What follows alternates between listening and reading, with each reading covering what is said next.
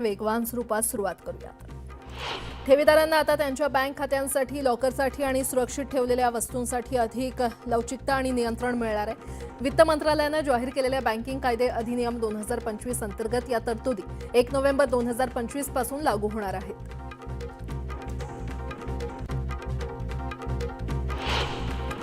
RTO विभागातील कार्यान्वित झालेल्या आकृतीबंधाची अद्याप अंमलबजावणी झालेली नाही आणि त्यामुळे पात्र कर्मचाऱ्यांना पदोन्नतीपासून वंचित राहावे लागते।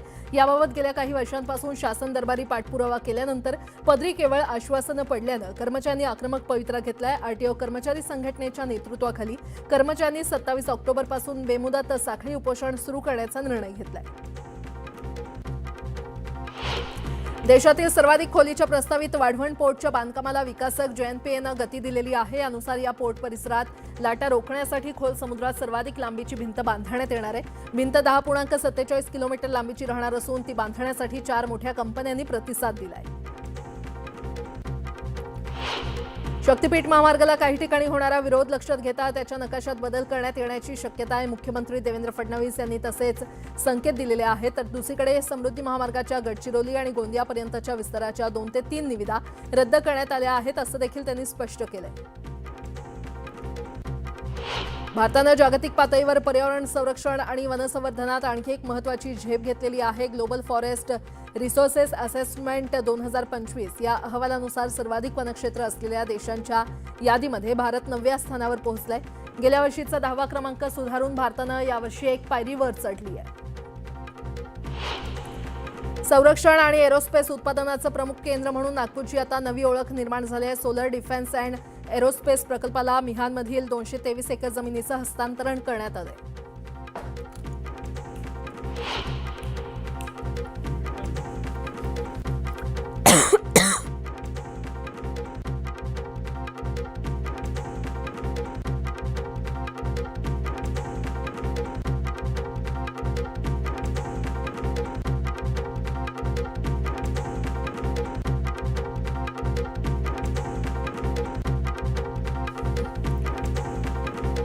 कृषी विभागातील अधिकाऱ्यांची बदली झाली की शेतकऱ्यांना योजनेसंदर्भात संपर्क साधण्यात अडचणींचा सामना करावा लागत होता। यावर पर्याय म्हणून आता महावितरणाप्रमाणे कृषी विभागातील अधिकाऱ्यांना देखील 13,141 मोबाईल सिम कार्ड वाटण्यात आले।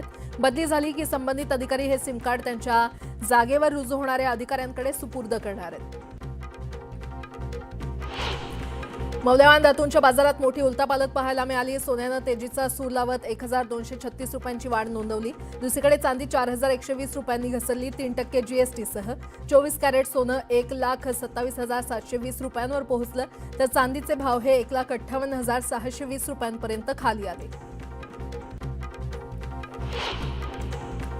दिवाळीच्या 4 दिवसात सोनं 1,34,000हून 1,28,000वर खाली घसरलं असलं तरी गेल्या वर्षीच्या तुलनेमध्ये सोन्याचा भाव हा दुप्पट होता। त्यामुळे सोन्याच्या बाजारात खरेदी विक्रीचा उत्साह तुलनेनं कमी होता। मात्र तरी देखील दिवाळीच्या 4 दिवसात महामुंबईत सोन्याच्या बाजारपेठेत सुमारे 3.5 कोटींच्या खरेदी विक्रीची उलाढाल झाल्याचं सोने व्यापाऱ्यांनी सांगितलंय। यावर्षी दागिन्यांपेक्षा नाणीच जास्त विकत घेतल्याचं समोर आलंय।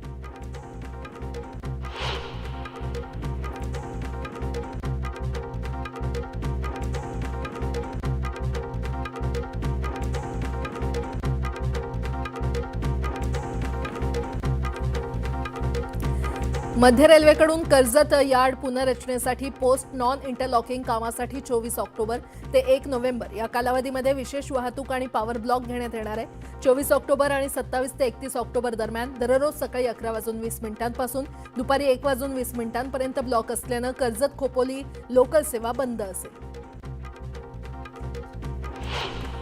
दिवाळी आणि छठ पूजेसाठी येणाऱ्या जाणाऱ्या नागरिकांची विविध मार्गांवर वाढलेली प्रचंड गर्दी लक्षात घेत मध्य रेल्वेनं विविध विभागात वेगवेगळ्या मार्गांवर स्पेशल ट्रेन चालवण्याचा निर्णय घेतलाय। या पार्श्वभूमीवर नागपूर ते मुंबई आणि पुणे ते हडपसर ते नागपूर स्पेशल ट्रेन धावणार आहे। सध्या 6 पदरी असलेला मुंबई पुणे द्रुतगती मार्ग आता 8 ऐवजी 10 पदरी करण्यात येणार आहे। महाराष्ट्र राज्य रस्ते विकास महामंडळानं याबाबत निर्णय घेतला असून यासंबंधीचा सविस्तर प्रस्ताव तयार करण्यात येतोय। येत्या 10 दिवसात हा प्रस्ताव राज्य सरकारकडे मंजुरीसाठी पाठवण्यात येणार आहे। येत्या 27 आणि 28 ऑक्टोबर दरम्यान मुंबईत छठ पूजा उत्सव मोठ्या प्रमाणात साजरा करण्यात येणार आहे। या अनुषंगाने मुंबई महानगरपालिकेने केलेल्या तयारीचा आढावा मुंबई उपनगरचे सहपालकमंत्री मंगलप्रभात लोढा आणि मुंबई भाजप अध्यक्ष आमदार अमित साटम घेणार असून तयारीचा पाहणी दौरा देखील करणार आहेत। मुंबईत गेल्या काही दिवसांपासून तापमानात वाढ झाली आणि त्यामुळे असह्य उकाडा आणि बरोबरीनं उन्हाचा चटका सहन करावा लागतोय। आता मुंबईसह ठाणे, पालघर तसंच राज्यातील इतर काही भागात रविवारपर्यंत मेघगर्जनेसह पावसाचा अंदाज हवामान खात्यानं वर्तवलाय।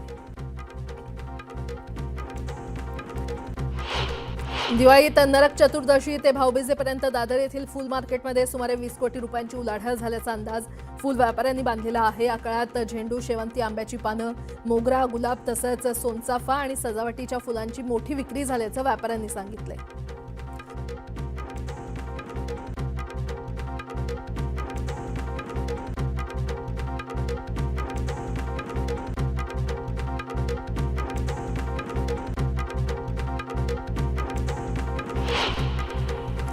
मुंबईतील प्रभादेवी पूल बाधितांसाठी म्हाडाकडून 119 घरांची यादी एमएमआरडीएला देण्यात आली होती। त्यापैकी 83 घरांमध्ये एमएमआरडीएनं स्वारस्य दाखवलेलं आहे। या घरांच्या मोबदल्यात एमएमआरडीएकडून म्हाडाला 100 कोटी मिळणार आहेत। मुंबईत दिवाळीत झालेली बेसुमार फटाकेबाजी आणि वाढलेल्या आर्द्रतेमुळे हवेची गुणवत्ता प्रचंड खालावली आहे। महत्त्वाच्या ठिकाणी एअर क्वालिटी इंडेक्स 200 वर म्हणजेच खराब नोंदवला जातोय। शिवाय धुरक्यामुळे हवेची दृश्यमानता देखील कमी झाली असून हवामान आरोग्याला घातक बनलंय।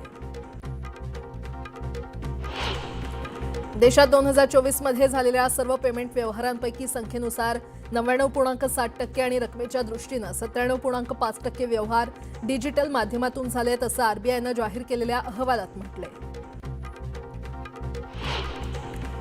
गेल्या काही वर्षातील आर्थिक मंदी आणि कोरोनाच्या महामारीनंतर यावर्षी ग्राहकांची खरेदी क्षमता वाढल्यानं दिवाळीत बाजारपेठा गर्दीनं फुलू गेल्यात आणि फटाके, कपडे, मिठाई, कंदील, सजावटीच्या वस्तू तसंच सोन्याचे दागिने आणि घरगुती इलेक्ट्रॉनिक यांची विक्री लक्षणीयरित्या वाढलेली आहे। त्यामुळे छोट्या आणि मध्यम व्यापाऱ्यांमध्ये उत्साहाचं आणि आनंदाचं वातावरण पाहायला मिळतंय। पालिकेकडून होणाऱ्या 426 घरांच्या लॉटरीसाठी मुंबईकरांचा मोठा प्रतिसाद मिळताना दिसतोय। गेल्या आठवड्यात 16 ऑक्टोबरपासून ते 23 ऑक्टोबरपर्यंत केवळ 8 दिवसात तब्बल 10,000हून अधिक जणांनी नोंदणी केली आहे। नोंदणी केलेल्यांमध्ये 333 जणांनी प्रत्यक्षात अर्ज भरले असून 168 जणांनी पैसे भरून अर्ज निश्चितही केल्याची माहिती पालिका अधिकाऱ्यांनी दिली आहे।